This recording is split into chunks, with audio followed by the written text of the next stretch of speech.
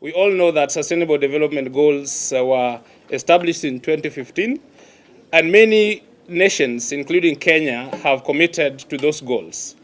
If you know a bit of the goals, some of the goals include reducing poverty, supporting effective and access to clean and renewable energy.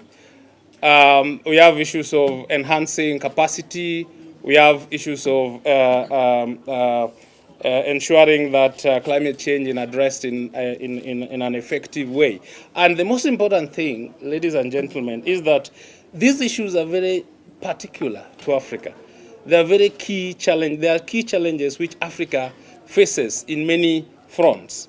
If you talk about poverty, even in Kenya today, there are many people, almost about 40% of the population are still living below the poverty line. So this global agenda around sustainable development goal is very critical for us. So the idea around this initiative is to try and find ways in which we can support the governments of Africa, and Kenya being one of those governments that is actually pioneering ideas for Africa. There are a lot of things that African nations, other African governments can learn from Kenya. So what we are trying to do is to bring together different partners, both from Africa, based in Kenya, and other African countries, but also partners from abroad, our Western partners, including universities such as the University of Sussex, which has been working with us in this area.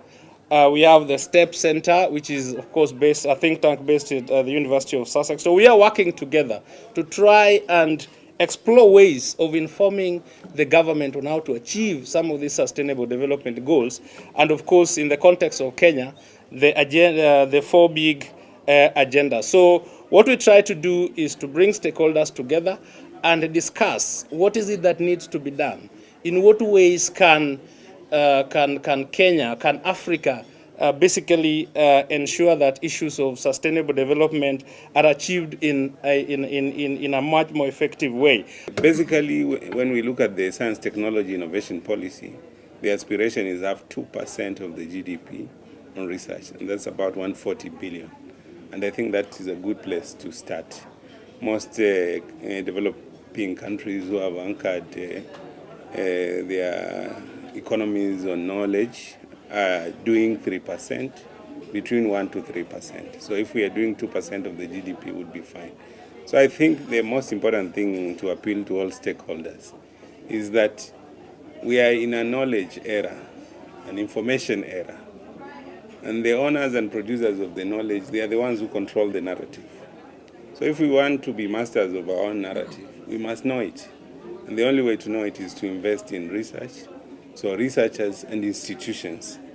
And I think in the State Department of Agriculture Research, we are mapping out the research agenda that is relevant for agriculture of this century and of the future, and making it part of the national discourse, and making sure that our investment in research is targeted towards those areas that we feel are priority